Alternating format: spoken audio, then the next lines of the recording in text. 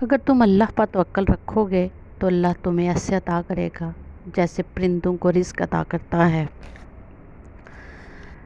اے تھکے ہوئے دل کے مسافر، خود کو غم زدہ نہ کر، نہ ہی اپنی ہمت کو پست پش ڈال۔ تمہارے رب کی رحمت تمہارے گمان سے کہیں بڑی ہے۔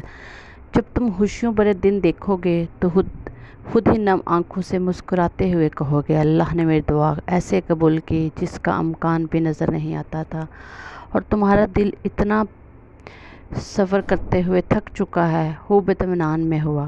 تمہیں کسی بھی انسان سے محبت کرنے سے پہلے تمہیں اللہ سے محبت کرنی ہوگی، کیونکہ جس دل میں اللہ کی محبت ہوتی ہے اس دل میں وہی محبتیں بستی ہیں جو اللہ کے لیے ہوتی ہیں، جو تکلیف نہیں دیتی، جو بے سکون نہیں کرتی۔ کبھی کبھی زندگی اس جگہ آ پہنچتی ہے کہ آگے کوئی رستہ نہیں ہوتا اور واپسی کا بھی کوئی تصور نہیں ہوتا۔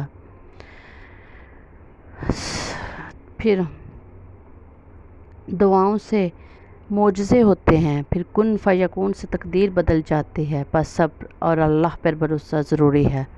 توکل وہ رستہ ہے جس سے آگ ٹھنڈی کر دی جاتی ہے، جو ایڑیوں سے زمزم نکلوا دیتا ہے، جو دریا میں رستہ بنوا دیتا ہے، جو یعقوب کو یوسف سے ملوا دیتا ہے، جو شدید طوفان میں کشتی نوح پار لگا دیتا ہے۔ تو پھر کیا تم اپنے رب پہ توکل نہیں کرو گے، جو ناممکن کو ممکن کرنے کی قدرت رکھتا ہے؟ اللہ کسی کو مایوس نہیں کرتا۔ اس سے مانگتے رہو، ایک دن یا تو وہ تمہیں عطا کرنے کے بعد پرسکون کر دے گا، ورنہ اس احساس سے بے نیاز کر کے مالا مال کر دے گا۔ بس یقین رکھو اس رب پر جہاں بندے کے صبر کی آخری حد ختم ہونے لگتی ہے، بس وہی پروردگار فرمایا کرتے ہیں، کن پھر ناممکن کو ممکن بنا دیتا ہے۔ سنو، یہ مت سوچو کہ تمہاری دعائیں نہیں سنی جا رہی یا کبھی قبول نہیں ہوں گی، بلکہ جان لو تمہاری دعائیں تو عرش پر جا چکی ہیں۔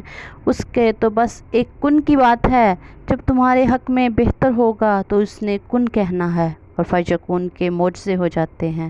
تمہارے نصیب کا تم ہی کو ملے گا، پھر چاہے وہ پہاڑوں کے دریاؤں کی کیوں نہ ہو۔ اللہ سے ضد تو لگائی نہیں جاتی، اس کی تو بس سنی جاتی ہے۔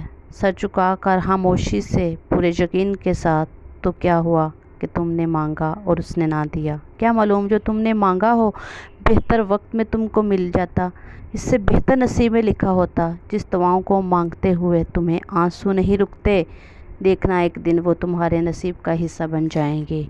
اور اپنی مانگی ہوئی دعاؤں پر یقین رکھو، وہ رحمان ہے، وہ رحیم ہے، وہ رب کریم ہے۔